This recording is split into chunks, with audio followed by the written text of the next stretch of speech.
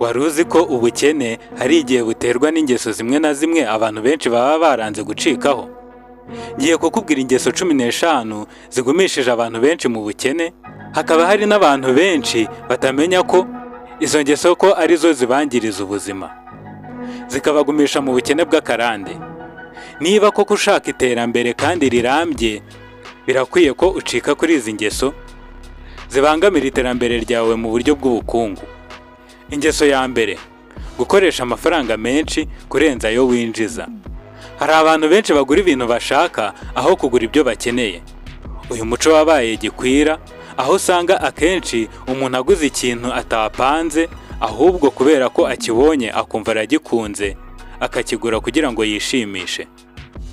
Kwishimisha ntabwo ari bibi, ariko biba byiza mbere yuko ubikora ukaba warateganije amafaranga yo kubikora, kugira ngo bitabangamira bya bintu by'ingenzi cyane biba bikenewe, ndetse bikanakurinda kujya mu madeni atari ngombwa. Ingeso ya kabiri, kureba televiziyo umwanya muremure. Iyo ufashe umwanya muremure uri kureba televiziyo, ikiba kigaragara nuko ntacyo uba uri gukora. Ayo masaha menshi uba umaze imbere ya televiziyo aba apfuye ubusa, kandi yakabaye akozwemo ikintu kibyara inyungu. Ibyo bikaba bishobora kuba byagutera cyangwa bikakugumiza mu bukene. Kuvuga gutya sinkubwiye ngo uhite ufata televiziyo yawe uyinyuze mu idirishya uyijugunye hanze, ahubwo ndagerageza kukubwira ko ukwiye gupanga igihe cyo kureba televiziyo. Igihe cyawe cyose ntukimare imbere ya televiziyo. Ingeso ya gatatu, kudasoma no kudashaka kwiga. Gusoma ni umuco mwiza ushobora kukuzamura mu bukungu, kuko iyo usoma ugenda ukusanya ibitekerezo n'ubumenyi butandukanye bishobora kugufasha kugera ku ntego zawe. Niba udakunda gusoma ndetse no kwiga ibintu bishya, kugera ku ntego zawe biri kure. Nureba ibiganiro n'imbwirwaruhame ba rwiyemezamirimo bakomeye ndetse n'abamiliyoneri, uzasanga bose gusoma ndetse no kwiga ibintu bishya ariyo ntwaro bakoresha barinda ubukungu bwabo. Tangira nawe ucike ku ngeso yo kudasoma kugira ngo urebe ko wasohoka mu ishyamba ry'inzitane ry'ubukene. Ingeso ya kane, kutita ku buzima bwawe. Ubuzima ni ikintu cy'ingenzi cyane dufite kuri iyi si. Iyo urwaye, usibye kuba nta mafaranga uba uri kwinjiza, hari amafaranga uba ugomba gutanga uri kwivuza. Ni ingenzi cyane kurinda cyane ubuzima, ukora imyitozo ngororamubiri, ukagerageza kurya ibiryo bitabanje kunyura mu ruganda, ukirinda inzoga nyinshi ndetse n'itabi, ndetse n'ibindi byakwangiza ubuzima bwawe. Ni ngombwa cyane no kwita ku buzima bwo mu mutwe. Ingeso ya gatanu, kuryamira. Inkuru nyinshi z'abamiliyoneri bavuga ko bakora ibishoboka byose bakabyuka kare, bagategura umunsi wabo kugira ngo uze gutanga umusaruro.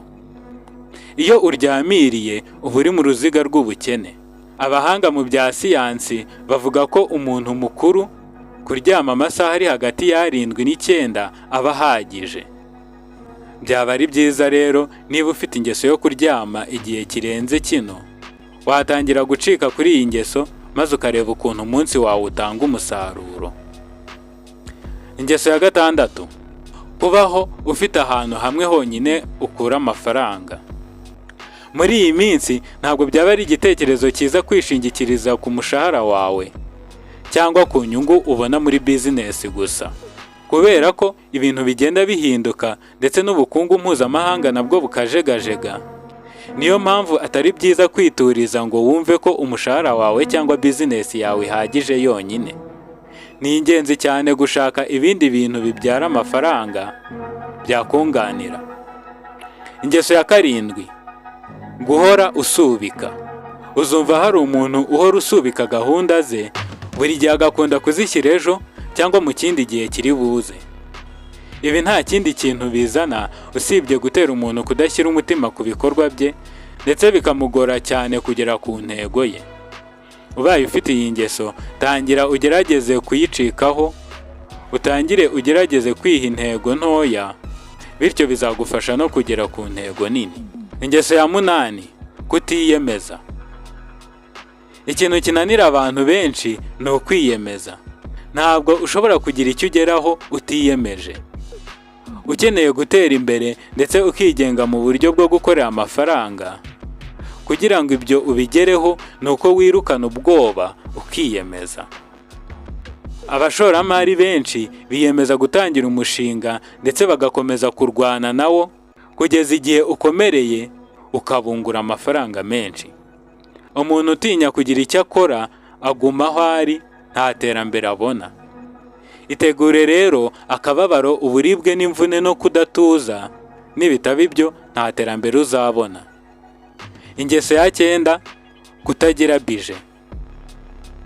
Kutagira bije ni kimwe mu bintu bibi cyane bituma ukoresha amafaranga nabi. Kugira bije bigufasha kumenya amafaranga winjiza uko ukwiriye kuyakoresha. Ukamenya ayo winjije, ayo usohora, ayo wizigama ndetse n'ayo ushora. Kugira bije bizakurinda ibibazo byinshi ndetse bitume ukora cyane. Niba utagira bije, tangira uyu munsi ugerageze kwirukana iyi ngeso mbi mu buzima bwawe. Ingeso ya 10: kumara umwanya muremure ku mbuga nkoranyambaga.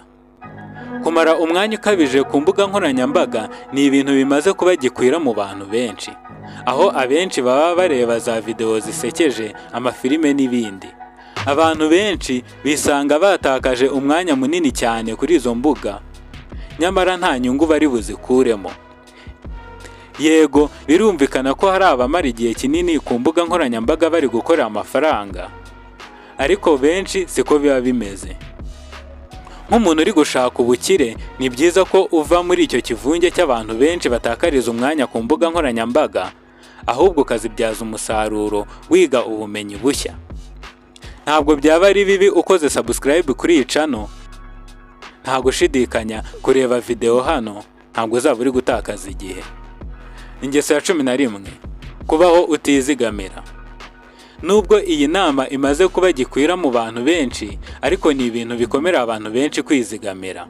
Ubuzima budusaba gukora ibikomeye kugira ngo tugere ku musaruro ushimishije. Kugira umuco wo kwizigamira kugira ngo ugire irindi shoramari ukora cyangwa bizinesi ni ingeso nziza ukwiye kugira ngo ugere ku iterambere rirambye. Ingeso ya 12: kubatwa n'urusimbi na za tombora. Iyi ni ingeso mbi cyane ku muntu ushaka iterambere. Abantu benshi bakunda amafaranga abonetse mu buryo bworoshye nk'ayo muri casino, betting cyangwa tombora, ariko ntabwo bamenya ko aba ari umutego wo kwishuka ko bazakira nyuma yo gutsindira amamiliyoni. Ikibazo kibirimo ni uko ayo mafaranga baje vuba anagenda vuba, maze abo bantu bakabaho mu buzima bubi kurusha ubwa mbere. Ni byiza kuzirikana ko amafaranga abonetse hakoreshejwe ubwenge n'imbaraga niyo amara igihe kirekire kurusha abonetse mu buryo bworoshye. Ingeso ya 13: kudashaka imitungo. Kugira umutungo ni intego y'ibanze wakabaye ugira mu gihe uri mu nzira y'iterambere. Shaka imitungo izaguha amafaranga n'igihe uzaba utakiri gukora, nko kugira amazu akodeshwa ndetse n'ibindi. Gerageza ugire umutungo uzajya uguha amafaranga. Ingeso ya 14: kugira inshuti mbi. Hari imvugo ivuga ngo mbwira uwo mugendana nanjye nkubwira uwo uriwe. Ukwiye kuzirikana ko abantu mumarana igihe bagira uruhare runini ku mico n'imibereho yawe. Ukwiye kwitondera abo bantu mumarana igihe bataba ari abo kugusubiza inyuma. Ingeso ya 15: kutagira intego. Kubaho nta ntego ufite ni nko kuba mu bwato ariko utazi icyerekezo bujyamo. Si byiza kubaho utazi intambwe ikurikira. Tangira ujye ugira intego, ugerageze gutsinda intego y'umunsi, utsinde iy'icyumweru ndetse n'iy'ukwezi. Uko ugenda ugera ku ntego nto niko uzarushaho kwegera intego nini. Tangira ucike ku ngeso yo kubaho nta ntego ufite. Mwakoze kureba ino video, kora subscribe kugira ngo tuzabane no muri video z'ubutaha. Like na comment byawe byaba ari ibintu byiza cyane. Nitwa Ishimwe Joseph, dusubire ubutaha.